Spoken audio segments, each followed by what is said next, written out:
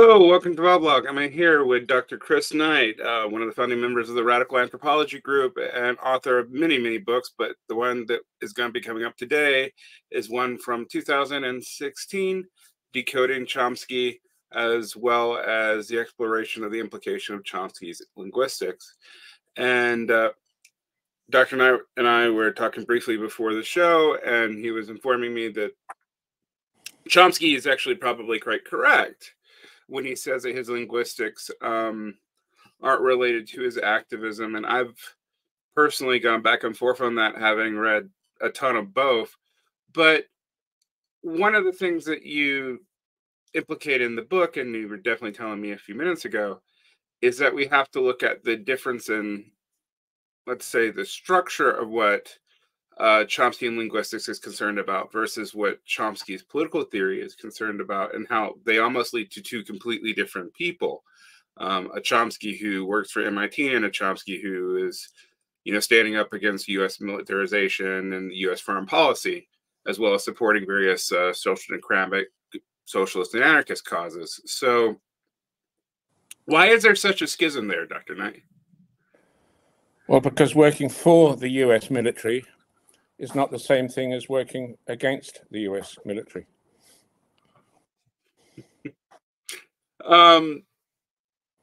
He spent his whole life working for the U.S. military as a linguist. He spent his whole life working against the U.S. military as an activist.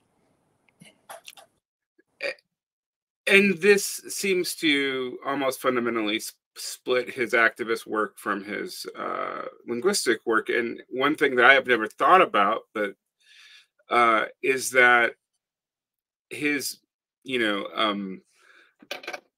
view of human language processing is not particularly social. It's based about pre-existing modules in the brain where the person is basically in some ways talking to themselves. Why would that have been something influenced by working for a department highly funded by the military?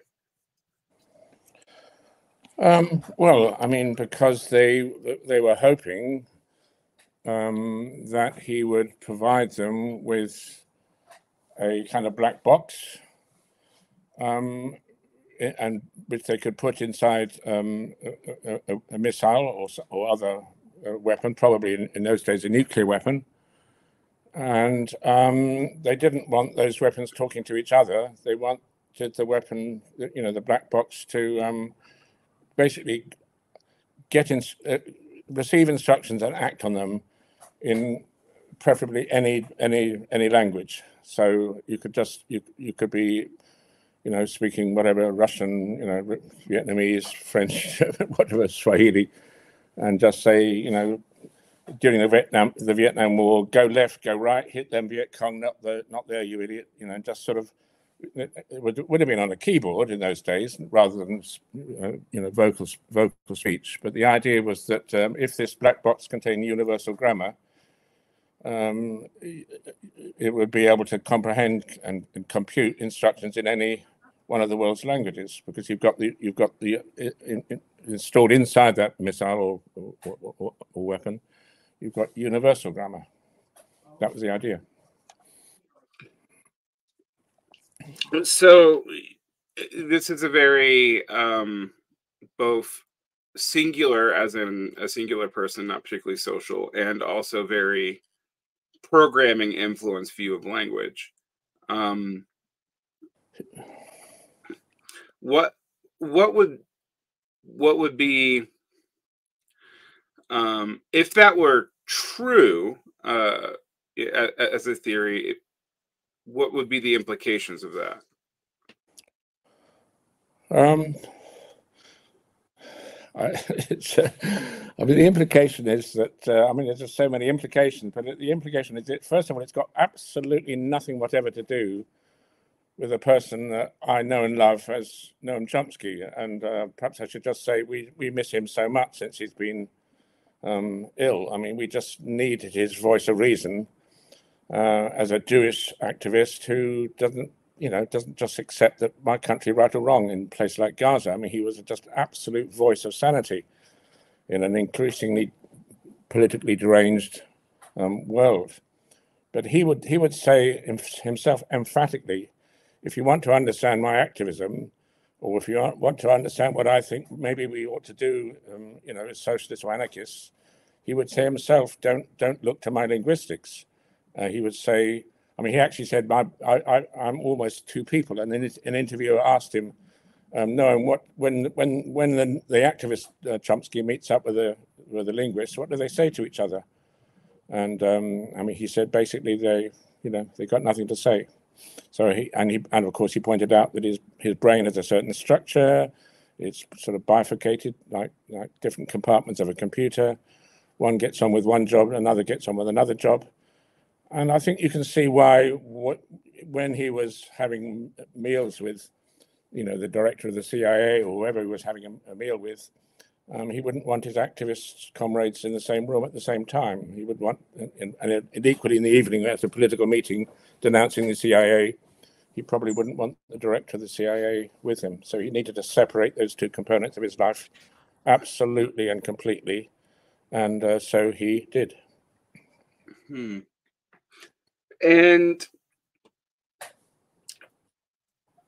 one side of his life would have just interfered with, cataclysmically got in the way of the other, had they not been completely insulated against each other, had his own mind not been absolutely successfully bifurcated.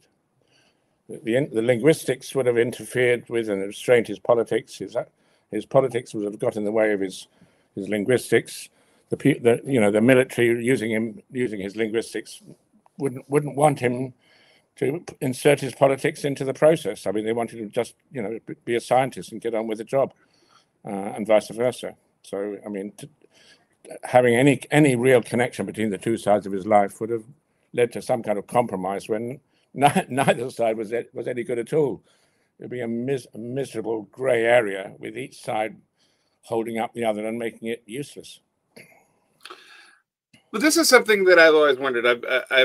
I'm trained in applied linguistics, and so I've gone through a whole lot of Chomsky readings, and for the longest time, particularly when I was much younger, about definitely before you wrote your book, I was trying to reconcile Chomsky's stances on innate human sociality and his linguistics, which you could twist to be about innate human sociality, but as you pointed out both in your book and to me before the show, there's very little social in Chomsky's nodule theory of innate structural language. It's not just.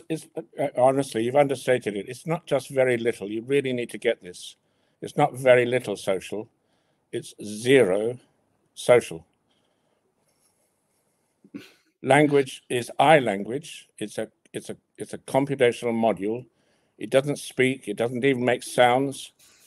He has a theory about the origin of language, and the origin of language. Most of us think there must have been some social processes which made linguistic communication possible. But he has a theory which was that some kind of ape man was wandering around at some distant prehistoric time, and there was a cosmic ray shower, and it produced a mutation in this one individual's head, whereupon it started talking to itself.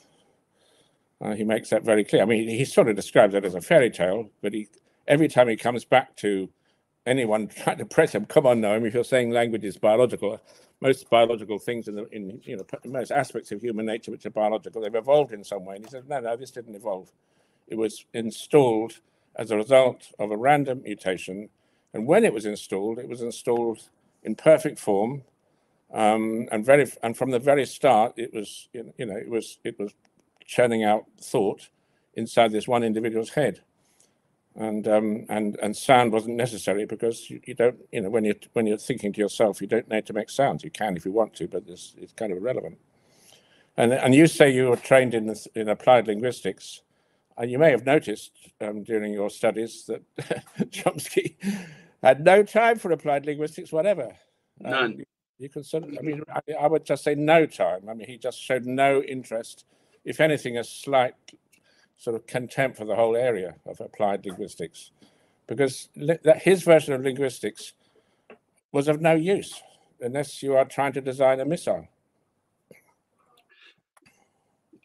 I mean, I find this interesting for a variety of reasons. One is that following the stuff coming out of linguistics and linguistic anthropology, which I don't work in, but since I do language education, I follow it. And it seems like even people who are universal grammar partisans have had to systemically reduce the claims of what we can tell as the modularity of language. And that's not even getting into Tomasello's critique, where you could explain what Chomsky's observing in a completely different way, and it would still be perfectly coherent. So, I mean, one question that I would have, and I know that you've done some work on the historical development of language, is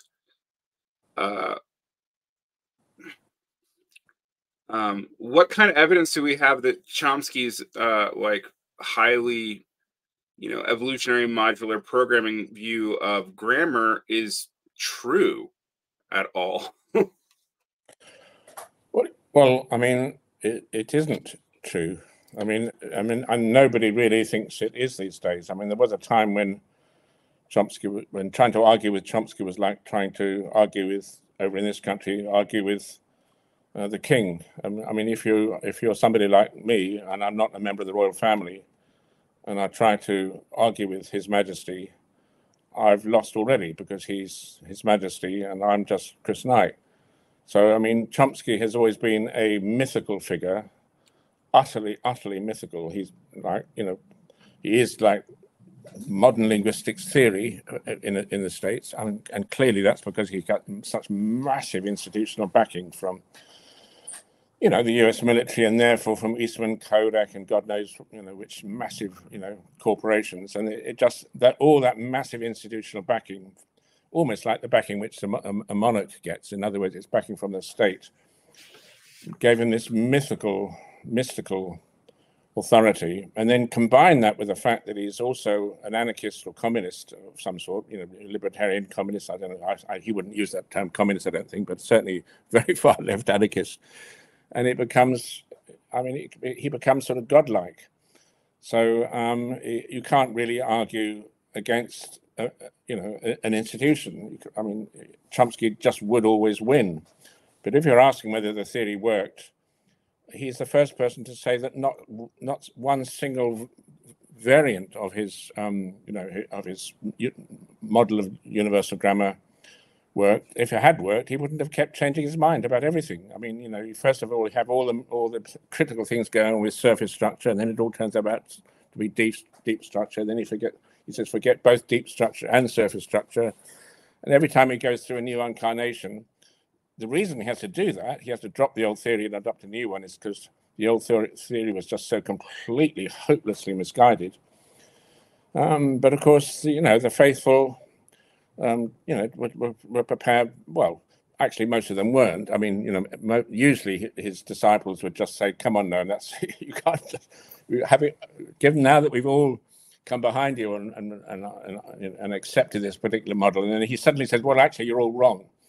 I mean, so every time he made a big change, he lost a huge number of disciples. But there's always ambitious young people looking for jobs who would jump on board and adopt the new model. But I mean.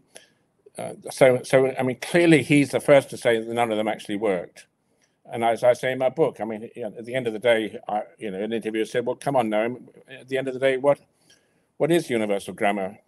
And you may remember from my book what his answer was. He said, "Well, it's anyone's guess." I mean, those are his actual words.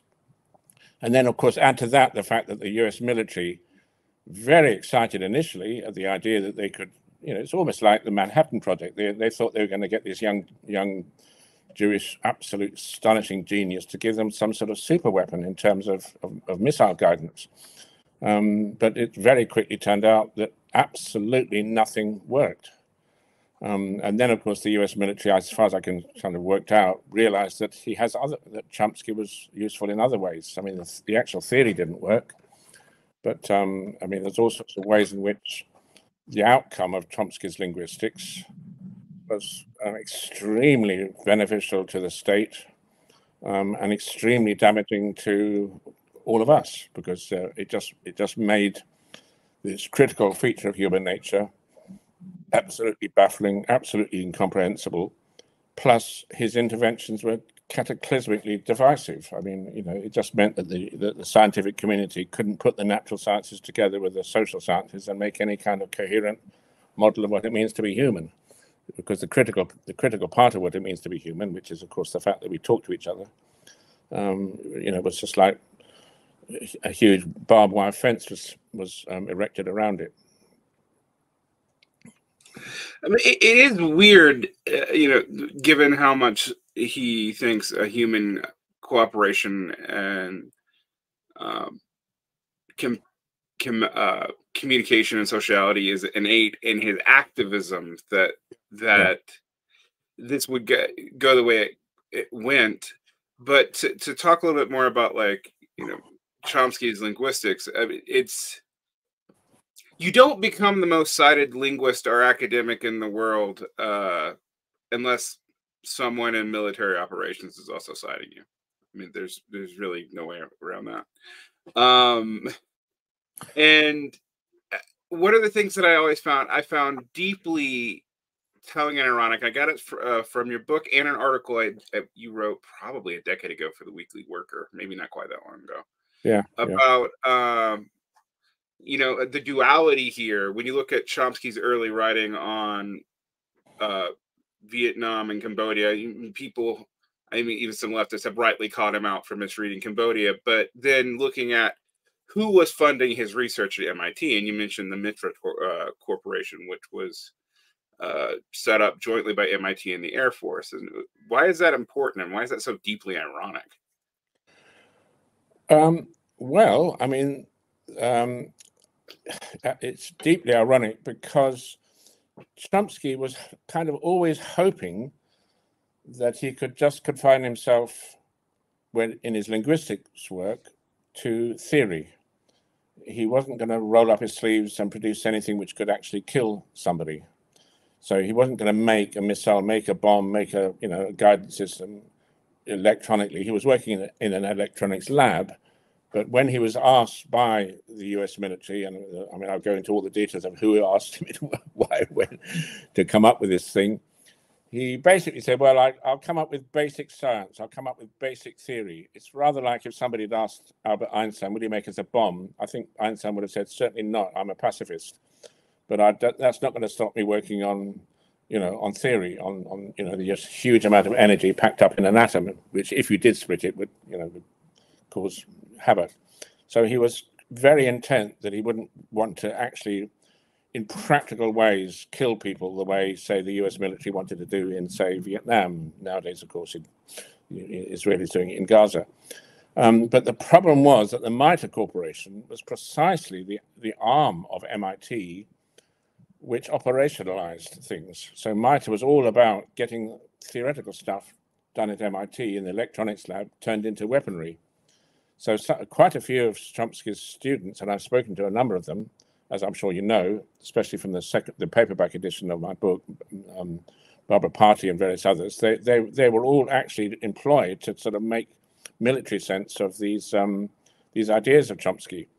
And Chomsky was very, very, I think, very worried. I think that actually did affect his conscience, and he was quite careful, not to get a military pass to go in and out of the MITRE Corporation building where his students were. So, for example, when he was over there at MITRE supervising students, when he went to the toilet, he was accompanied by security guards, and that's because he didn't have a pass. And I think it mattered to him that he didn't have a pass, because having a pass in that building would have been too much like real practical collusion with killing people. But I feel like asking you, I mean, you seem to know everything. You seem to know that there's an extraordinary, brilliant, moving, heartfelt, magnificent sociality to Chomsky, the activist conception of human nature. And there's never been a linguist who went to such an extreme in saying that language isn't even for communication. It's just for one individual computing something in the head. Now, you know that. It's your experience. I almost feel like, I know it's an interview going one way and not the other, but I do feel like throwing it back at you to something. What the hell is your explanation? I mean, are you just saying the guy's some sort of schizophrenic or something? What are you saying? Because I'm not saying he's schizophrenic. I'm saying he was in an institutional bind. He was he wanted a good job, and he wanted to keep his conscience and be an activist. And because the two were in complete contradiction of each other, he was in a bit of a bind, but he found a magnificent solution. And it was a very, very clever move that he made to keep his job and keep on being an activist. But what's your explanation? Yeah, my initial explanation before I read your book was actually that there must have been more sociality to Chomsky's linguistic theory than there obviously seemed to be. I mean, I kept looking for it, and I was just like, where's this Rosetta Stone that's going to explain how this man I mean, one of the things that I admired about Chomsky is that he didn't treat, even in his activism, he didn't treat human beings as tabula rasas in either of his two personas. Yeah. But when I really sat down and thought about it, and I remember having a crisis about it when I was still working, when I was still teaching teachers about linguistics, and I was having to teach them Chomsky, and also talking a little bit about his activism, and going like, I feel like there should be a way that they were related. I can't, and other than the fact that they're both not tabula rasa views of human beings, I don't have anything. And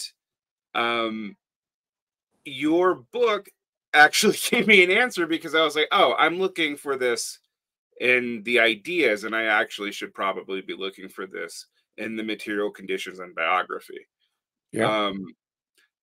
But it was a big deal to me, because I was also trying, at the time, I was trying to figure out why Chomsky stance on the state always seemed a little bit odd to me.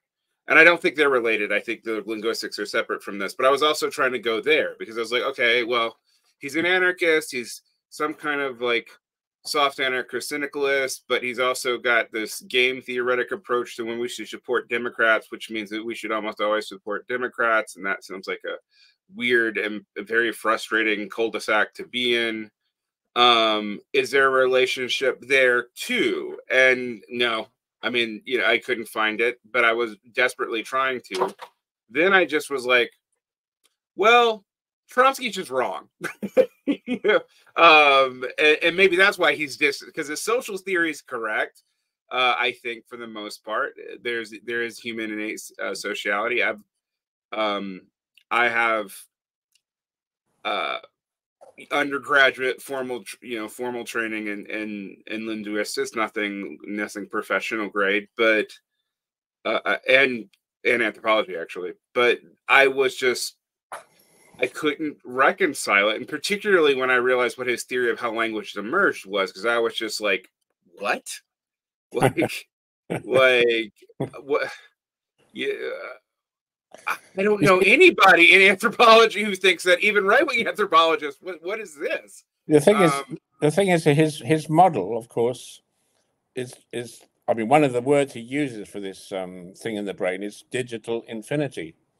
Mm-hmm. And of course, I mean, digital infinity, you when you think about it, well, you can't really have a gradual evolution of digital infinity. So, because if you did, you'd have to have something being sort of slightly digital but not too digital, and slightly infinite and not too infinite. But both the word digital and the word infinity are sort of mathematical concepts which are absolutes. And of course, in my book, I compare that to Descartes' conception of the soul. I mean, the idea of a baby that's got a little bit of soul, but not really a soul, and then it has a little bit more soul. I mean, any theologian will tell you you've either got a soul, kind of, or you haven't. Because, of course, in each case, whether it's digital infinity or the soul, it's an abstraction, and the abstraction is designed to have pretty hard edges. Because, as I say, either you've got a soul or you haven't, and the same with those things. So you can see why he couldn't possibly accept the gradual evolution of language. I mean, that's looking at it from one point of view. But I mean, on the issue of this sort of weirdly extreme, I mean, it's more than bourgeois individualism. It's a sort of individualism, I don't know, on steroids. I mean, it's just this individual just computes. It doesn't have emotions. It doesn't have a body. It doesn't seem to move around. Doesn't seem to. It's just, of course, it's a mainframe computer. It's one of those computers that you had in the 50s when Chomsky got his first job, and that thing doesn't move around. It doesn't engage. It doesn't really. I mean, it's got a sort of body, I suppose, but I mean, that's not the sort of body that can gradually evolve. You have to design it, and at a certain point, you switch it on, and it's either off or it's on. And of course, I'm sure you've noticed this as well, that all of his most influential students over time have just, I mean, like Steven Pinker, of course, is the most famous, successful, whatever.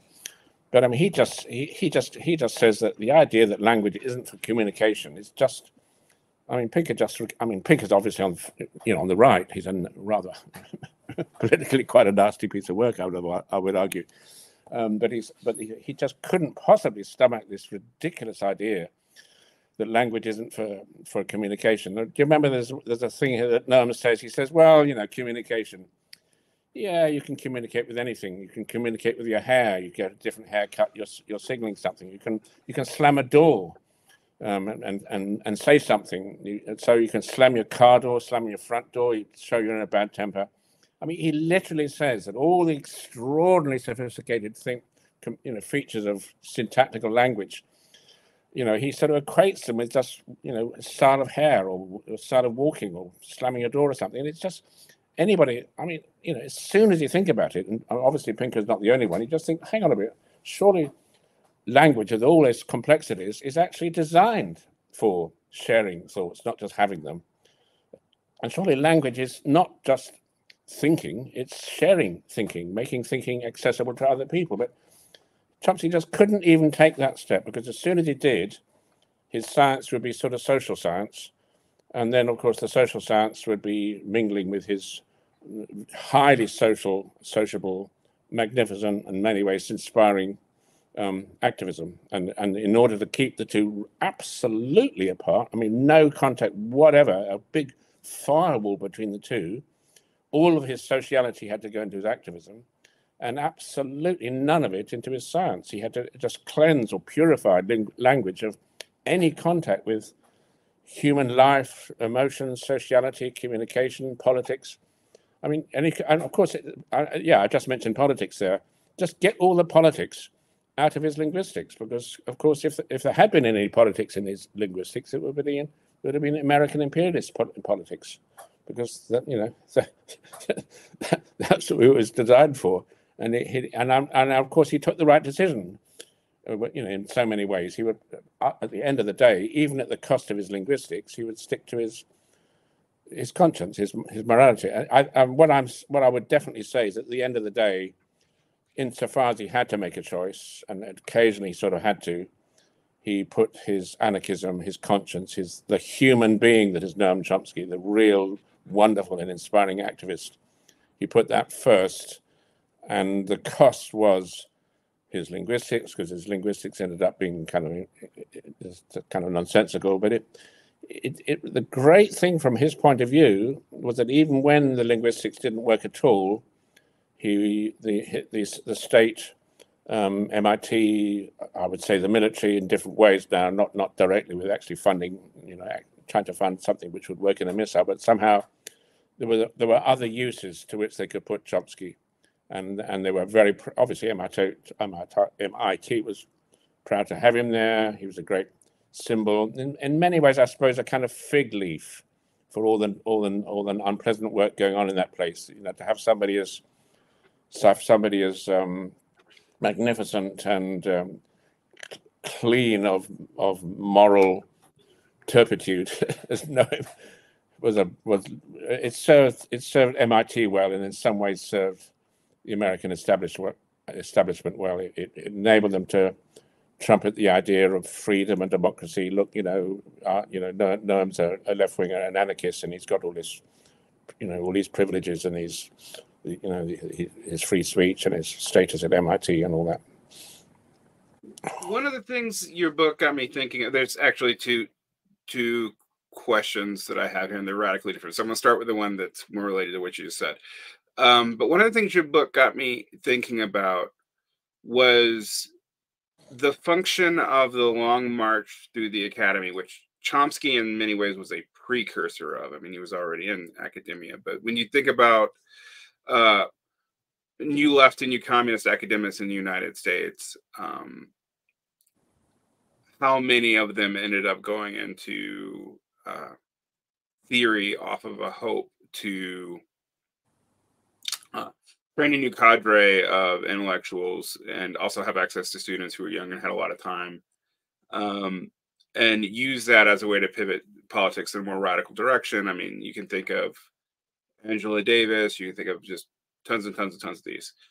But one thing I never hear asked about that your book actually got me thinking about was, why would the universities who still, I mean, I think people underestimate how much funding they get from the Department of Defense and from government contractors. If you've been an academic in the United States, you probably don't even realize that you're 2 steps away from some government intelligence agency somewhere, and your book got me thinking, oh, there's something in it, this long march to the academy, even though it leads to weird reactionary cottage industries announcing professors that go all the way back to William Buckley's Got a Man at Yale. It's a genre of conservative literature now that's over a half century long, but that there had to be some benefit to the state apparatus for letting the people doing at the time so much of the state apparatus's developmental work. I mean, today a lot more of it's done by DARPA directly, but particularly in the 60s and 70s, it was pretty diffuse out amongst the academy. And when you look at the history of American institutions during the Cold War, if you're a radical academic in a university until the 1980s, you also have to deal with the fact that in some way, crucially, all your funding is based on a state that is also doing Cold War largesse. Like part of the growth of the American university was how much military money they got, and both through the GI Bill, but also through grants, developmental corporations, that sort of thing. And I guess your book got me to think, oh, there actually is a way that even someone who is principled like Chomsky, so we're not talking about people being completely aprincipled here, would still be doing the state they oppose a big favor by doing this kind of work and by bifurcating, or even sometimes not bifurcating their work. Although it's harder to, the other thing that you got me thinking about is the dilemma that the hard sciences would be in on this, because the social sciences doing ideology, if they're doing ideological work, they're also probably doing real scholarship too. In fact, I know they are. I shouldn't say probably. They're if they're 2 or 3 steps removed from the military apparatus at best, right? But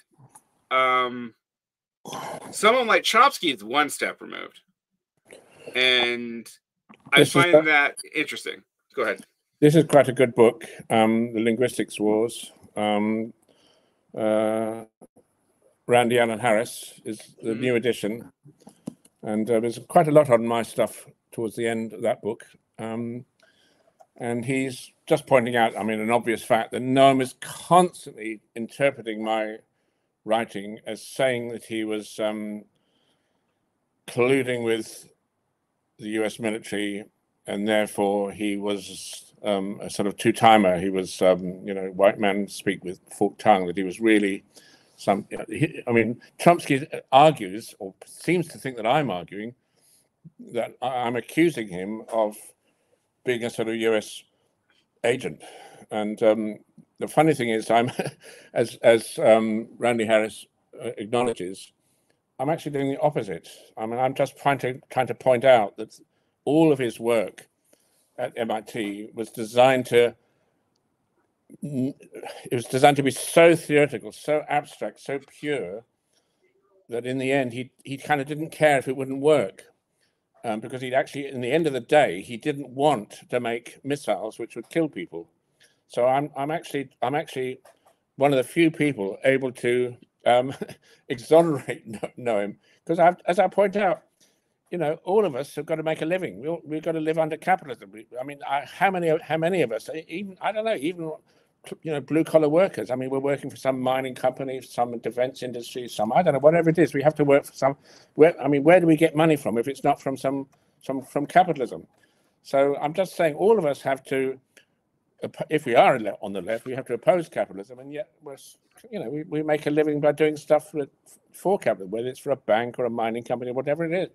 I mean, and of course, what we try to do is to hold our heads high, and it's sometimes, I mean, for some of it's harder than for others. I mean, I find it fairly easy to keep my head high, I think, because I'm not aware of producing anything of any remote use to anyone in the establishment of the military. On the contrary, I mean, my stuff is completely counter-establishment from top to bottom.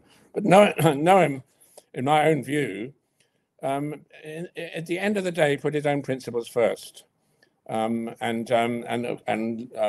Randy Allen Harris berates Noam for not seeing that I was, in all my writing, kind of doing him a favor, trying to shield Noam himself from the accusation that he was a double dealer.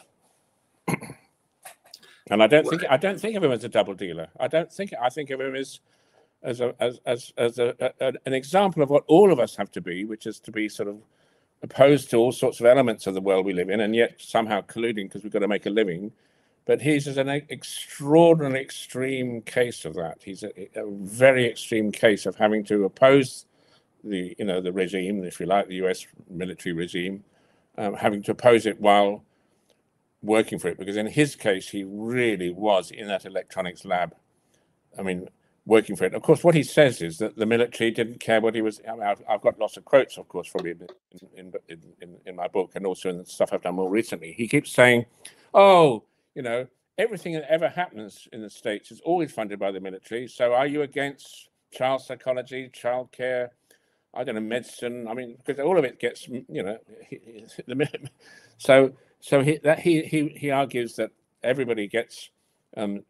Just because, you know, all real heavy funding comes from the US military, he tries to argue that I'm making a further point that the US military were directly concerned, and he keeps saying, no, they didn't care what you did. He said, I know Chomsky, I could do what I like, and the military didn't really care exactly what it was, because you know, they were just funding stuff which might be useful for all sorts of purposes, not just for the military. I mean, that's the claim he makes. And I was very pleased when in this book, Randy Ellis had, because this book, of course, is the finest. This book is actually the finest real scholarly account of the whole history of Chomsky and his fights and his U-turns and everything else. I was really pleased to see that he himself gets what I was trying to do, and berates Chomsky for apparently deliberately misinterpreting my work. Well, yeah, the number of people who I've seen who read your book are saying he was a CIA shill or something actually really amuses me, because that is clearly not what you're doing.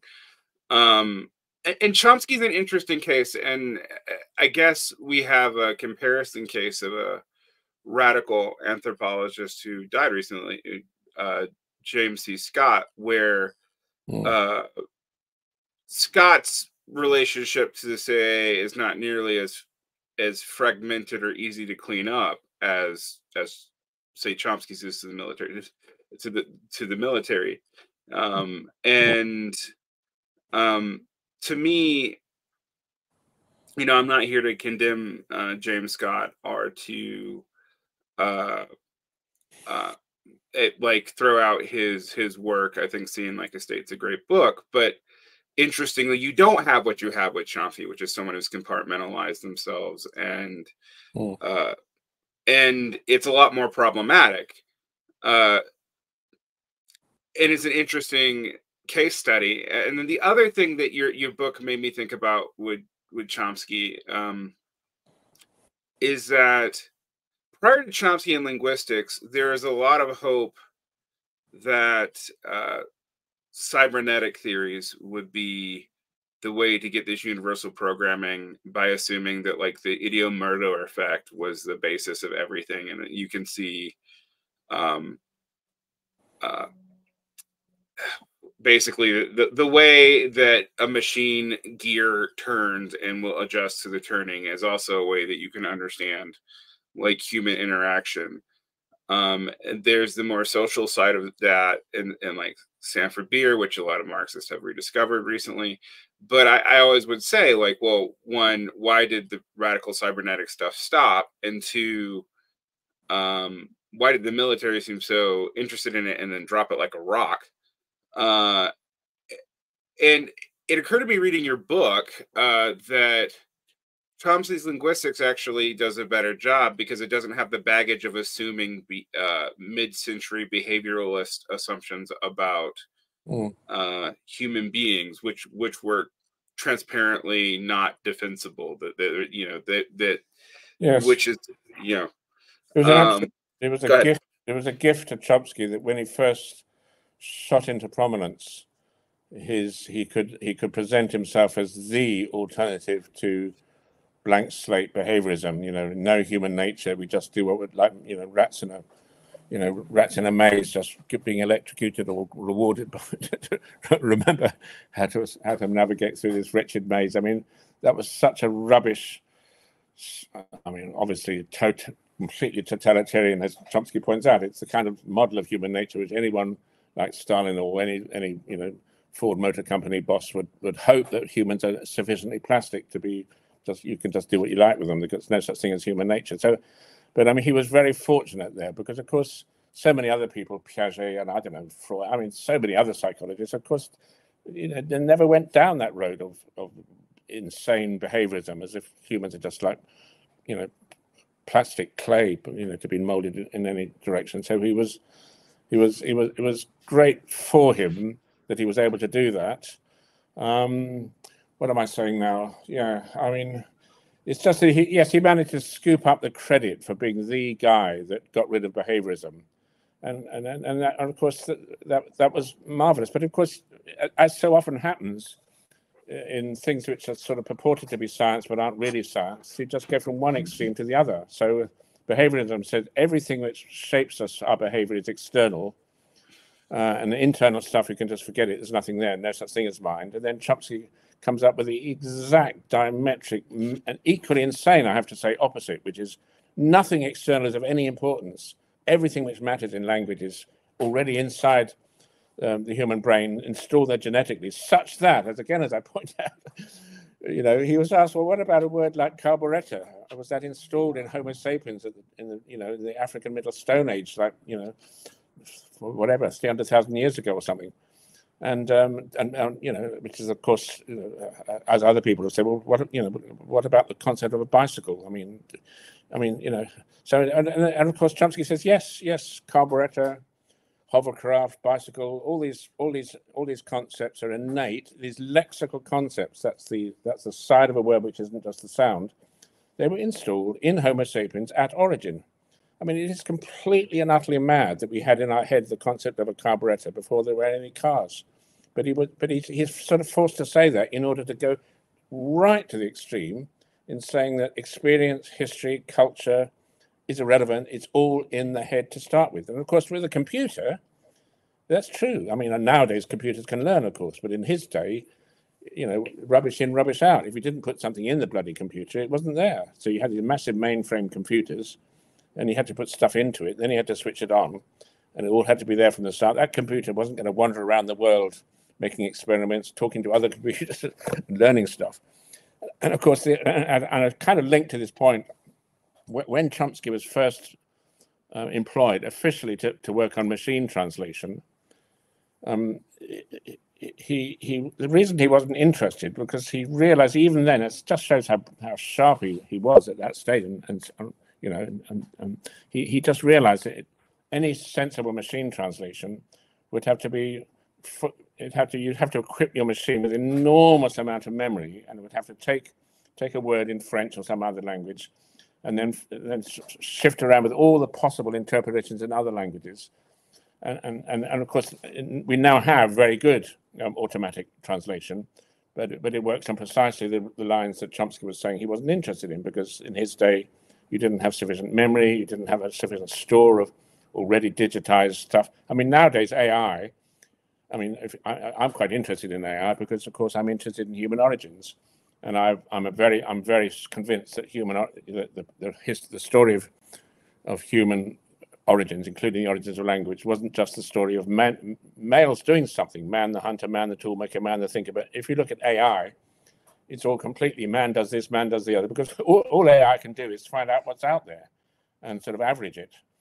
Chomsky knew in advance that wasn't interesting. What he was interested in was a completely different way of doing translation, which is to tunnel down to the ultimate, universal grammar, so that if you have something in Russian, you translate it back into universal grammar and then back into English or what other language. And that was a sort of possibility which excited everybody at MIT, because it had there been such a thing as universal grammar, that is like an ultimate underlying computer code for all the world's languages, and if the US military managed to get hold of that, wow, that would have been a smart weapon.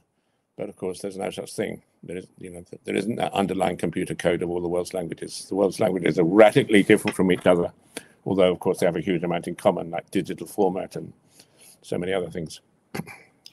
Well, yeah, I mean, it was always interesting to me when reading Chomsky's Linguistics and the various revisions during the Linguistic Wars, how vaguer and vaguer and vaguer the modular grammar structures that we're all supposed to have got, because it's just right. Like, well, yeah, we got a counterexample here, we got a counterexample here, we got a counterexample here, So Chomsky said there's a difference between core and periphery.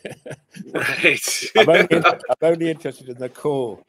Yeah, all right, okay, yeah.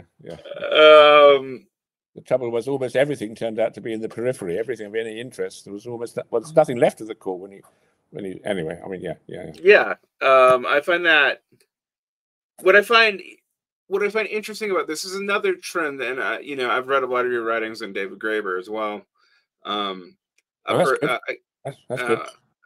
And there's this interesting dialectic about sociality and biology that I see as a trend, actually, weirdly, in your investigations of both Chomsky and Graeber, where Chomsky takes biology seriously, but as your work indicates, he basically, for reasons of structures outside of himself and trying to operate morally within what is a fundamentally immoral framework that you can't escape.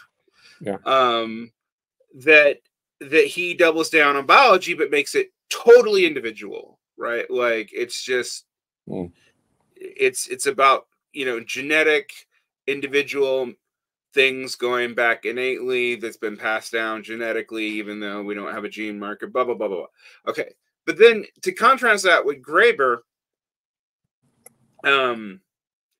reading all of Graeber's books, and I was suspicious about this, but actually seeing you say it made me feel good that I wasn't the only person who was like, is he denying any genetic anything to human beings? Because it seems like he is.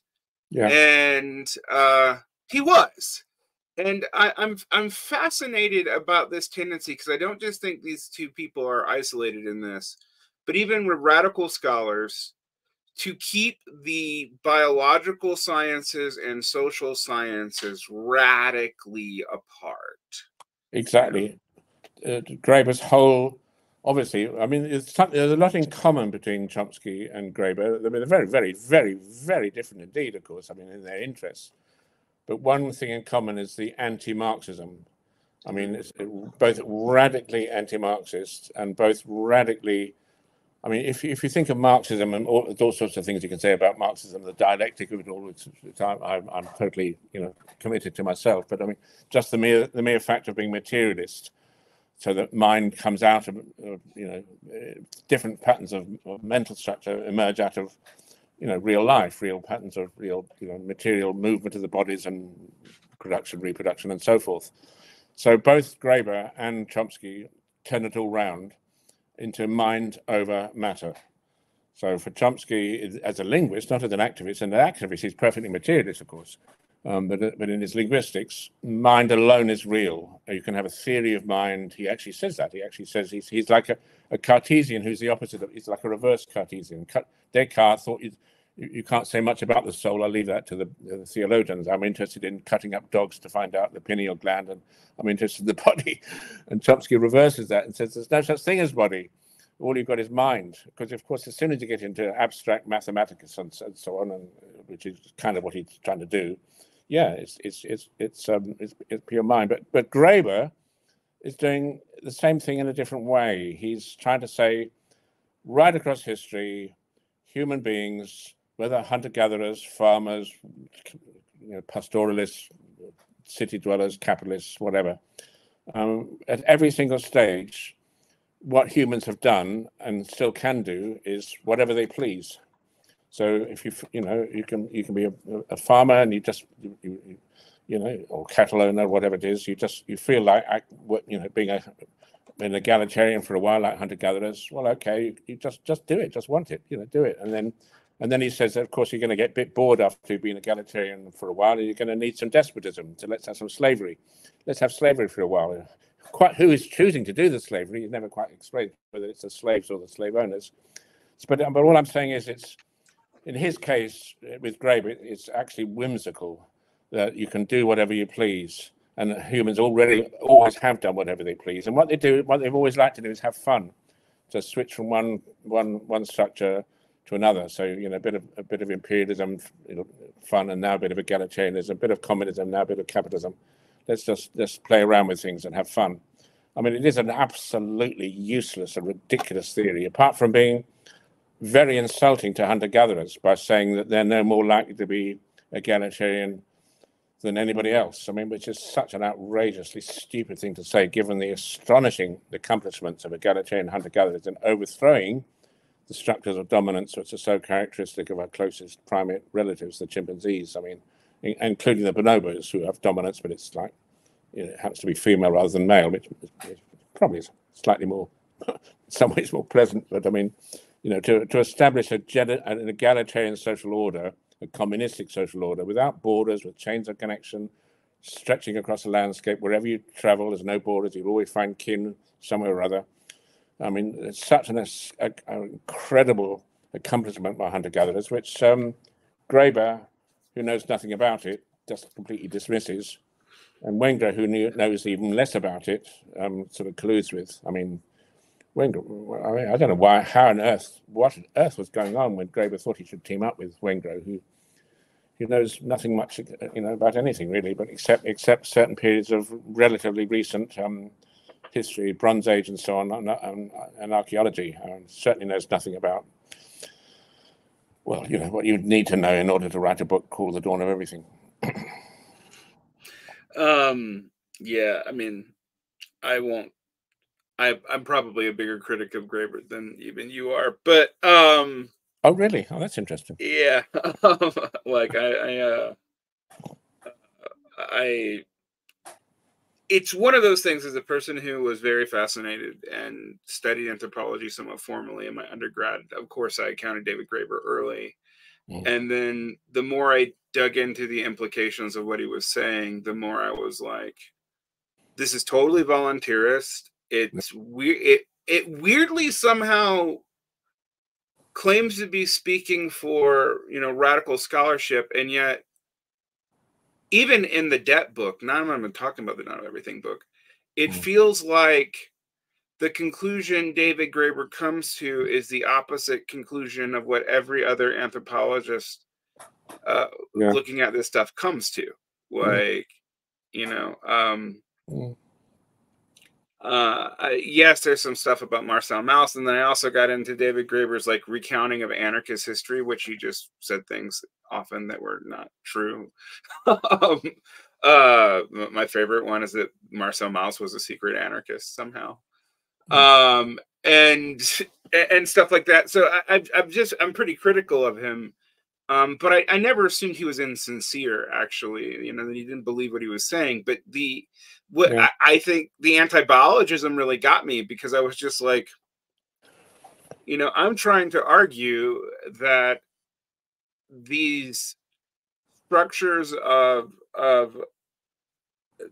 these structures of class are not innate to human beings. They're possible for human beings to go into, but they're not innate. And we know that from our long history, and particularly when you look at,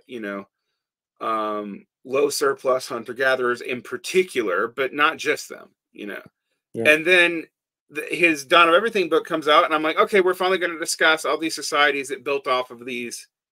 And that's just fundamentally rejected in the beginning out of hand. And then I was like, okay, like, what do I got here? So I feel like my suspicion that for whatever reason, I could speculate about Marshall Sahlins' influence. I like Marshall Sahlins' work quite a bit, but I could speculate about Marshall Sahlins' influence. I could just, sometimes I also feel like Graeber was actually putting in his scholarship arguments he had online with other Marxist and different kinds of anarchist.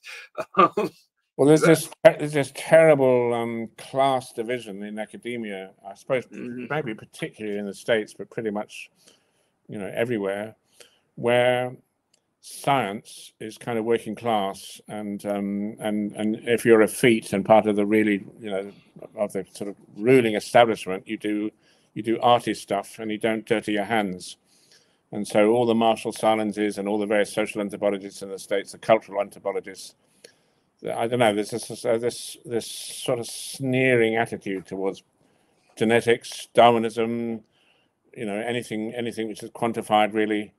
So and of course Graeber is, although rather unusually, he is a genuine proletarian. His background is a Jewish proletarian from New York, but his identification as an academic is with the the dominant class, and of course it's so damaging when that stupid division between the arts and the sciences, between cultural and social anthropology on the one hand and biological anthropology on the other, is perpetuated in that way with such, I would say, venom. Graeber, by the way, I'm sure you know this. Graeber and I got on extremely well when he came over here. We were very much comrades in huge amounts of activism. But it took a long time for me to realize that sort of behind my back he was savagely attacking my theoretical work. And because when we were together, we were involved in fairly practical stuff. We just laugh and joke and have drinks and get on with each other. I never realized how deeply hostile he was to everything I stand for as a scientist. But I suppose I'm just saying that,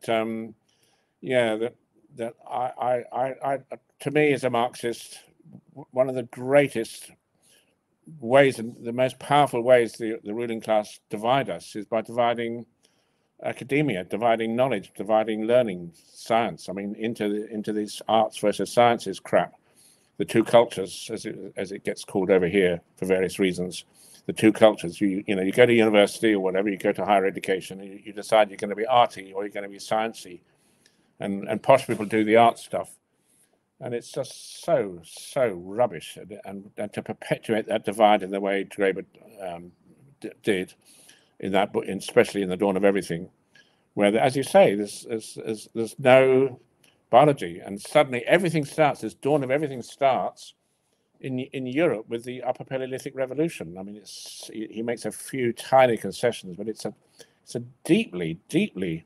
I'm not saying he's a racist exactly, but to say that we evolved in Africa, but we didn't get smart till we hit Europe, which is kind of the framework he's coming from. That's the so-called sapiens sapient paradox, you know, that we evolved in Africa, but that was just our bodies, and then we got artistic and clever with language and stuff when we reached Europe. I mean, that's a hugely Eurocentric, racist model, which I'm afraid both of those two authors, both Graeber and Wengrow, they make a few efforts to sort of tone it down a bit, but basically that racist idea that, you know, culture and language were European inventions, not African ones, is still lingering there, just by the fact they have this date for the dawn of everything, 40,000 years ago, which of course my colleague Camilla Power called the tea time of everything, which I nicked from one of my reviews. Oh, I mean, I'm fascinated by that, the kind of irony of the division of class assumptions. I was working class born. I went into the arts, but you are right that, like, one, I almost instantly regretted it, because as a working class person, even though everyone was properly, they said the right things about class, they didn't act like it. Yeah. And two, how much was about social codes that are presented as a moral code, and I even kind of admire the moral code, but you have to be highly educated and fairly elite to know what the social codes are, and they're constantly shifting. But I was also very interested in the biological end of anthropology, even because I was like, I want to understand what makes human beings tick, right? Particularly I wanted to teach them, because I knew a lot of pedagogy is based on pretty much nothing.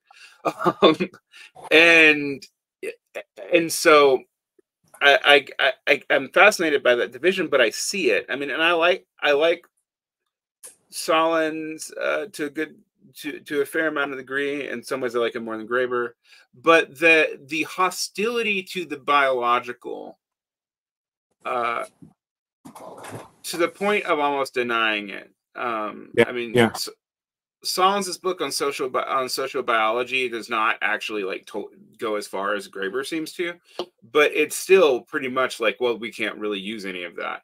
And I remember in my own life, when I started talking about what we can learn from primate studies and whatnot, about how to do radical engagements, other Marxists would tell me that I'm not being materialist, and by materialist I mean everything is socially determined. That's a fun one.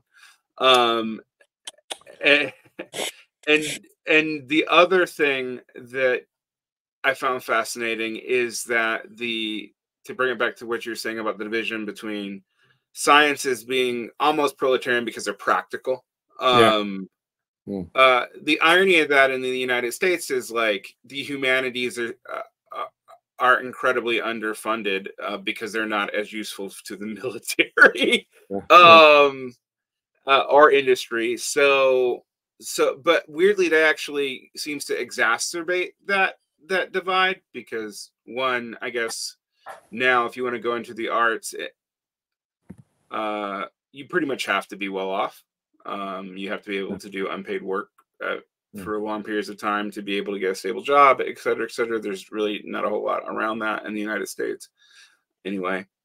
And you know, we can talk about bourgeois science all we want, but the sciences, while I don't completely remove the academic taint from them, I don't want to like be naive here, but yeah, I was just going to say, I mean, it's a sort of related topic, but not quite the same one. It's, I mean, the terrible mistake.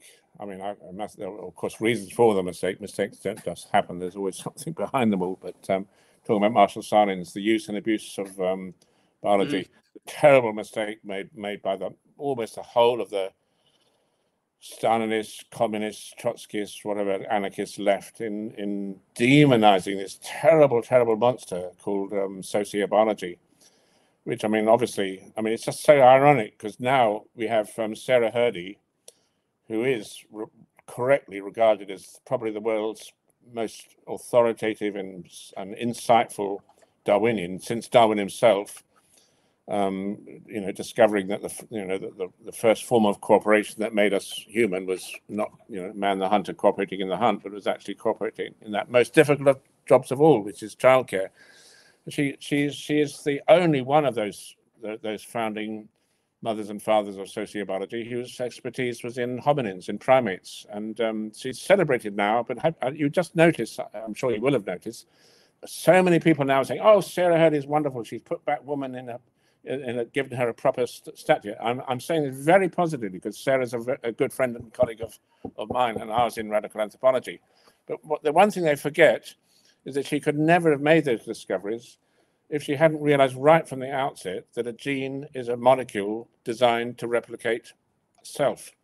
As soon as the gene starts replicating other, it's an X gene really, really quickly. And that's all selfish gene theory is. It's just that you've got to reconcile all the cooperation we find in nature, huge amounts of extraordinarily complex cooperation, with the fact that the gene itself has got to get itself into the future.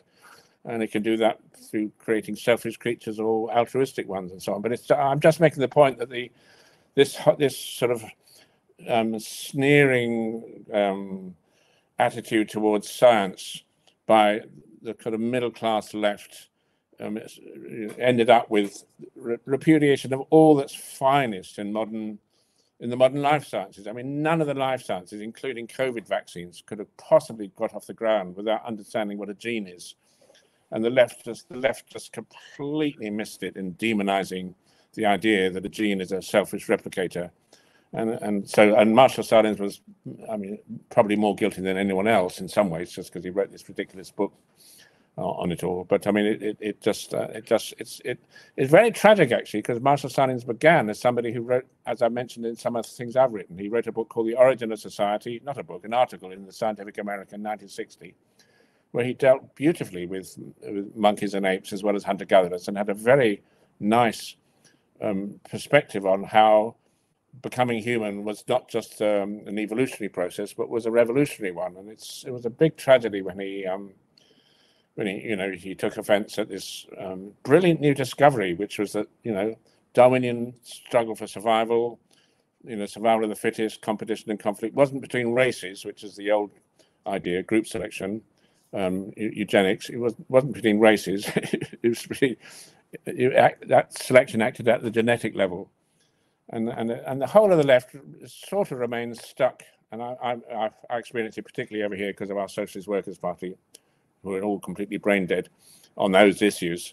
I mean, quite good at other issues, organizing demos in support of Palestine or whatever. But when they do that job, kind of okay, I suppose. But I mean, they just treated sociobiology as just they just treated it as just evil sexism, racism, genetic determinism, even, which is, again, funnily enough, it's just the exact opposite. You know, selfish gene theory never says genes determine behavior. It's that, you know, whatever it is that determines behavior has to make sure that the genes get replicated. Otherwise, the lineage comes to an end. That's the end of the story. Anyway, I'm just saying, you know, that was another part of it. This cataclysmic, I mean, disastrous abandonment of science by the left. Shocking. I mean, what on earth is Marxism if it's not science? If it's not, yeah. You know, When I was 20, I think I was 26, 27 years old, and I got hold of Steven Pinker's Blank Slate book. And I'm like you. I think Steven Pinker's an intellectual villain. Yeah. The Battle Angels of Our Nature is a book I kind of want to beat people to death with. But nonetheless, his blank slate book is actually pretty convincing. Yeah, I agree with that. I agree with you. Yeah, I agree with you. It is convincing. Yeah, and Chomsky would agree with it as well, of course. Right. And I find this, you know, yeah.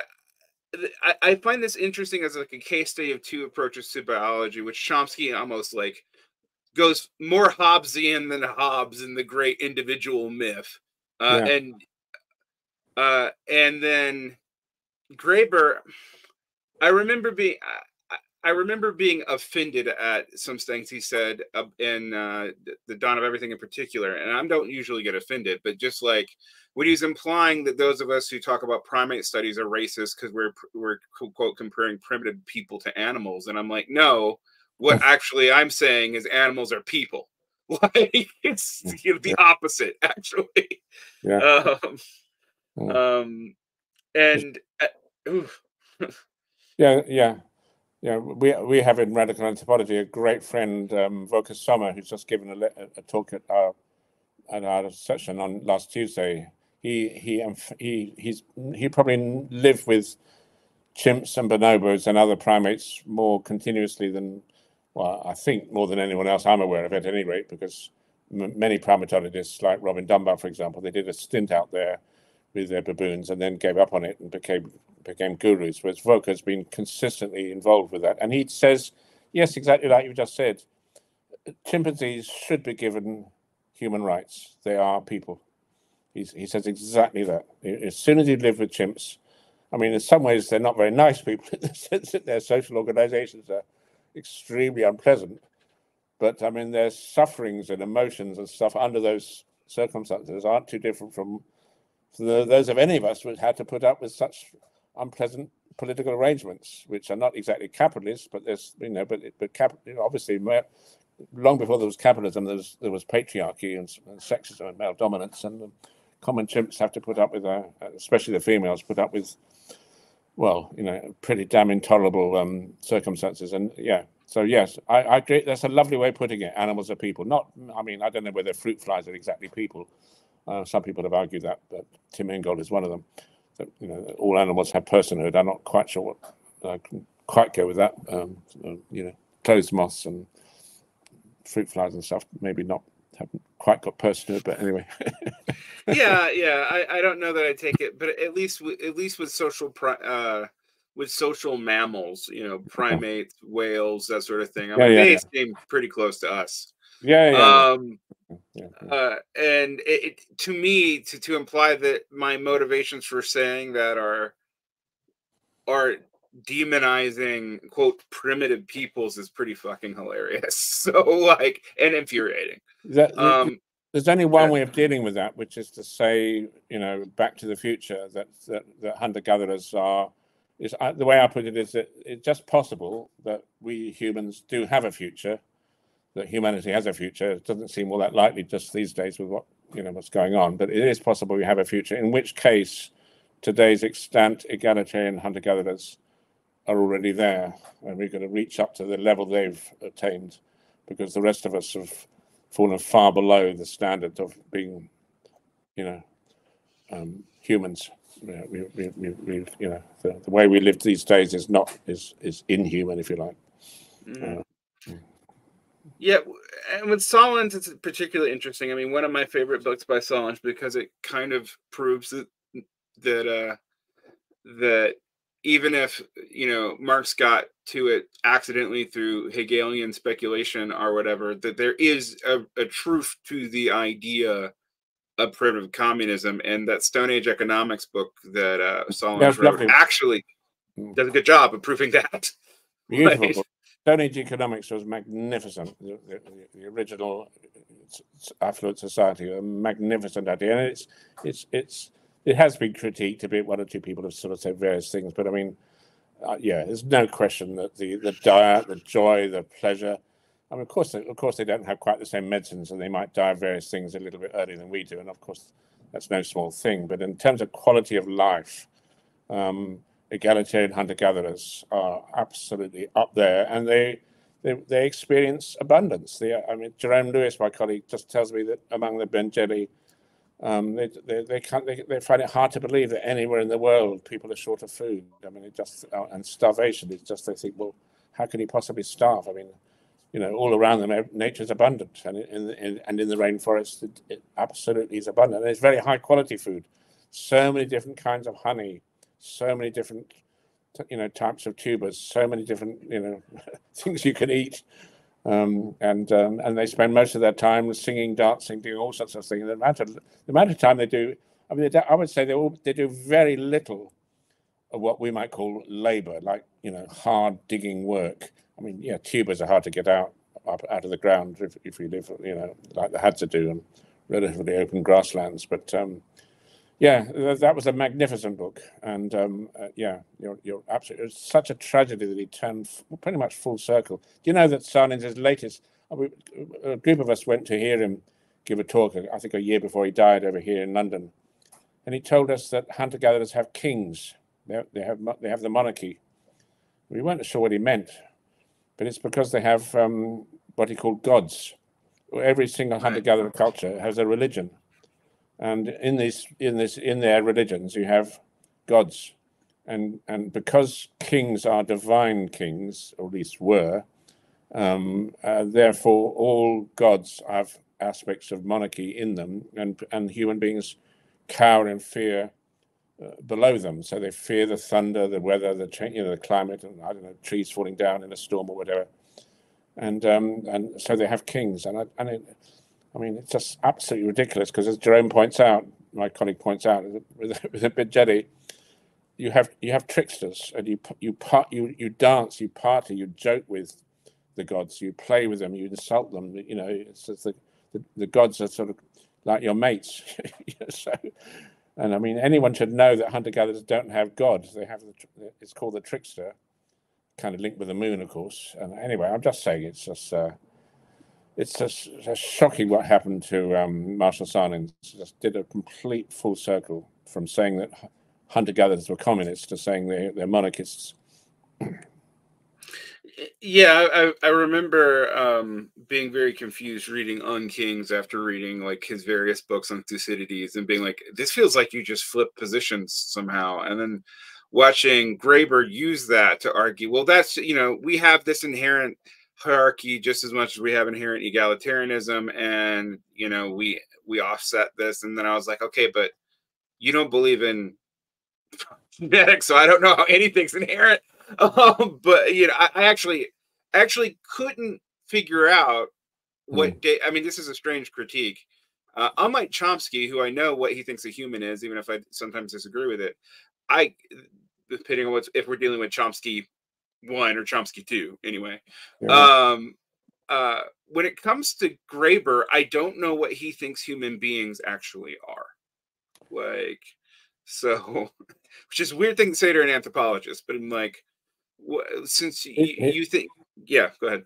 Well, I mean, as I understand it, he thinks that the thing which humans do is make up stories about themselves. So the way you get ahead in the world is to construct a fictional narrative. So if you want to be a good astrologer, you construct all kinds of ancestral astrologers in your lineage that you know produce all sorts of incredible prophecies. And then he sort of said that he found when he was in Madagascar that his best way of surviving among the locals was to keep making up stories about himself. And then it turns out that the dawn of everything, they actually said at the beginning, they're not doing science, they're saying they're making up a new story. And they just think they're hunter-gatherers and others, they just make up stories. And obviously it's a version of postmodernism. Everything's, you know, nothing's really true, it's all a story.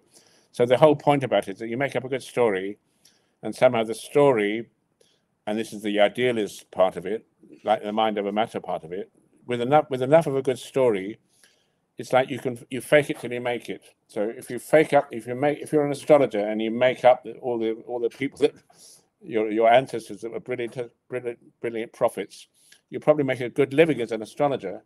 And I mean, Graeber is kind of funny about this. He sort of says, well, I just found that if I make up a lot of stories about myself, people start believing it, and I become quite a senior anthropologist. And that's what we all do. We make up stories. Okay, I mean, it's a theory, I suppose. And what we need is a news story. Right. I mean, but in some ways that reminds me of, like, I don't know, Foucault, because okay, sure, I think that as a kind of life observation of human relations, narrativity is super important to us. I work in English, I definitely see that. But on the same token, I have to go, but why though? Like, why do we tell stories? Why does that matter? What does that emerge from our sociology, our sociality? And why would a biological being do that? Yeah. And exactly. Yeah. Graeber didn't give me an answer. Like, well, of course, when you have a realm of shared fiction, That's what we mean by symbolic culture. I mean, we humans live in the real world, in brute reality, but of course, we don't fight wars over that. When people die for something, it's for some symbol, some flag or something, some identity. You know, the Star of David or the swastika or one of those damn things. So yeah, I mean, so when stories become shared, they become another version of reality. I mean, obviously the word for that is institutional reality, of which the prime example is money. Money is a hallucination, it's a fiction, but if enough people believe in money, it has a reality of its own. So that's an interesting idea, but it's actually, funny enough, it's not really Graeber's idea. He has a much more anarchist idea of storytelling. It's just different people make up different stories. And if you've got a particularly good story, you'll probably make a living out of it. And it's rather fetching. I mean, it's sort of self-deprecating that he sort of he used to make jokes to me about that to some extent himself. That he likes telling a story about himself, and he just finds that there are good stories that you can tell about yourself, and he was particularly good at it. Yeah, it's true. He was. Yeah, and of course, The Dawn of Everything is one more of those. So, I guess the theme of this interview has been, we have to contextualize these key leftist thinkers, particularly when they're interfacing in that liminal space between the quote hard sciences. I'm putting that in. Those of you listening, that is in scare quotes, and the humanities and social sciences. That's also in scare quotes. I think, interestingly, this illustrates to me that maybe we should take the intersection of the humanities and biology, chemistry, physics, and anthropology a lot more seriously as radical thinkers than we do. And yet we also have to remind ourselves we all exist in social institutions, and they have certain incentives. And I know for myself, I mean, I'm a teacher. I'm mainly a public school teacher these days. I do very much split a lot of what I do, even if my social theory doesn't inform my teaching. Legally, I have to. I mean, I live in a state in the United States where advocating politics from as a teacher in the role of a teacher will get you fired immediately, no questions asked. I mean, and your license stripped from you. So what's your role in this interview with me? It's not your role as a teacher. It's completely separate, is it? Yes and no. I mean, that's the thing. Like, I realize that what I do as a teacher informs what I'm doing right now, but I still have to, in some ways, compartmentalize them. And how much you do that or don't really does seem to affect and how aware of it you are. I mean, because one thing I will say about Chomsky versus maybe Graeber is Chomsky seems to be acutely aware of what he was doing after reading your book, even if he doesn't understand it when said back to him. I don't always know that Graeber understood all of his own incentive system. That's maybe fair, maybe unfair. I didn't know the man. I argued with him once on Twitter when he was alive. That's my extent of interaction with him. And it was over his debt book.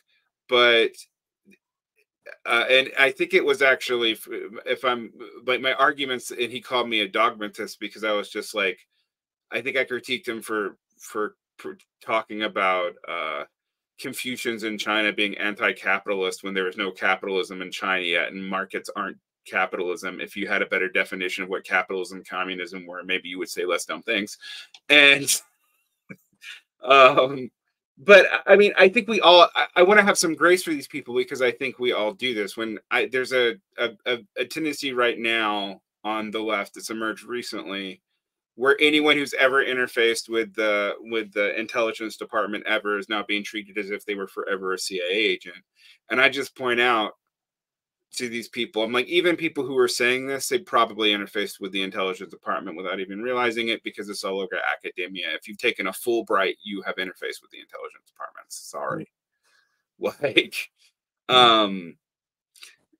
So I just think we have to contextualize all this, but it does seem to me that there's a real problem with ignoring the sciences on the left, and it puts us at a distinct disadvantage when a person's saying things that make sense to people who understand anything about genetics is Steven Pinker, who has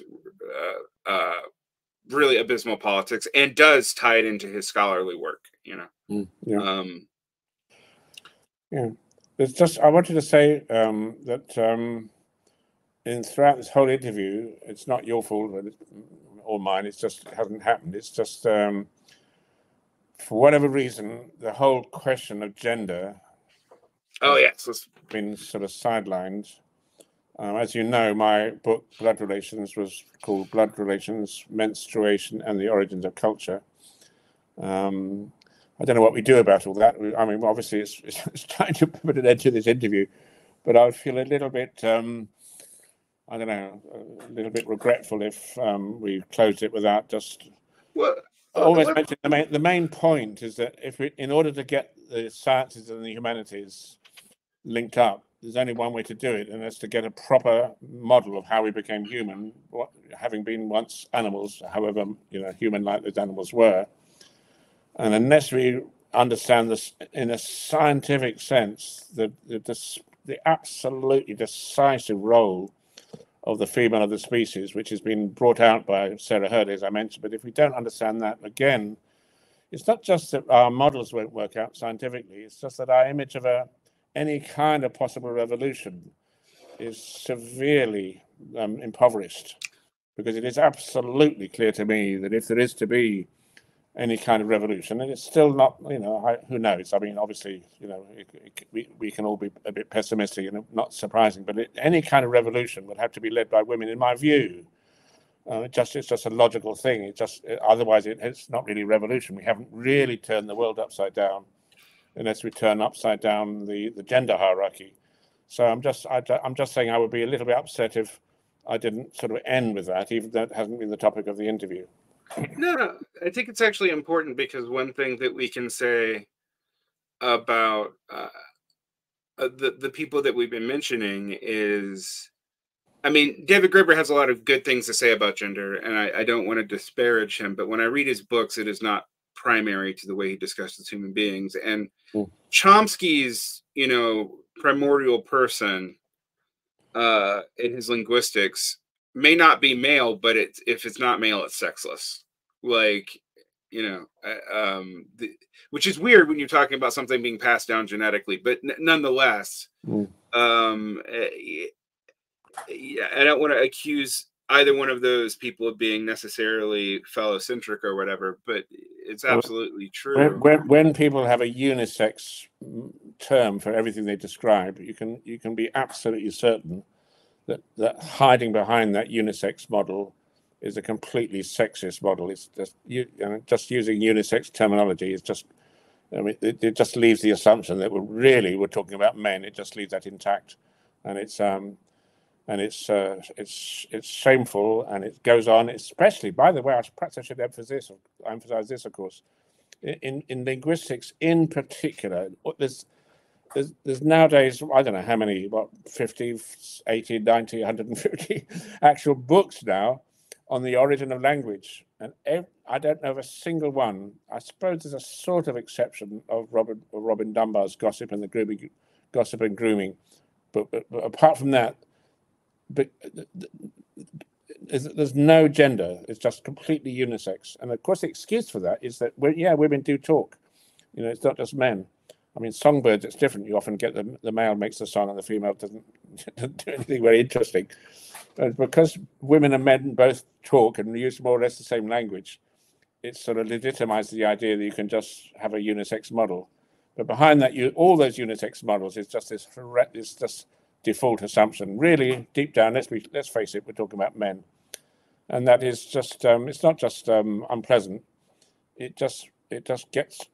We'll never solve the problem of how the hell we became human. Never solve the problem of how on earth did this extraordinary thing called language emerge if we don't discriminate between male and female and look at the different contributions as in. I mean, this is a fundamental feature of Darwinism. You don't expect female strategies to coincide with male strategies. Females and males will have different strategies for getting the genes into the future. It's just, and that's a marvelous thing, of course, which Sarah Hrdy has brought to the fore, and worked out that actually the female strategies were absolutely decisive in many ways. Whatever the males did was they started doing these things because of, you know, in response to female strategies, which were increasingly revolutionary. Yeah, I mean, your work is really important on that. I mean, we could talk about, you know, the basically the primate revolution that you posit, which is mostly actually about sex and gender, and that's really crucial. And I think, you know, for the flaws in Engels's anthropological speculations, and there are many, they were of their time. He does get. I mean, you know, we can confronted today with an increasing number of communist Marxists who think we can overthrow capitalism and maintain pretty much traditional gender relations. I don't know if this is a big deal in the UK, but you may have seen on X, if you make the mistake of going there, this is increasingly common in the United States, where there's these communists who want to promote traditional values, and like communism is a way to go back to the nuclear family. And my thought is, like, if you're going to change the methods of production and not change the methods of social reproduction, I think you've somehow fundamentally missed the point. And also, Engels is pretty clear that gender is the first class divide. Yeah. So, yeah. Right. I think we probably should be winding this up. Is that right? Now? Yes, we are. Yeah. Okay, yeah.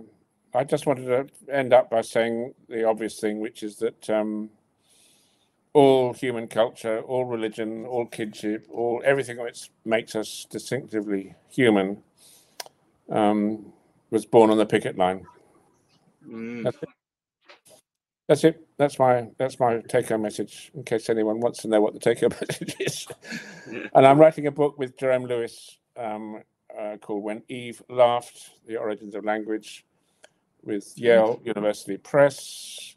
And it won't be out for a bit, but it should be out spring 2026. And any help with getting it known and talked about from you or anyone else will be very much welcome. All right. Well, I will be looking out for it. Thank you so much for your time, Dr. Knight. Okay. Cheers. Bye-bye. Cheers. Bye.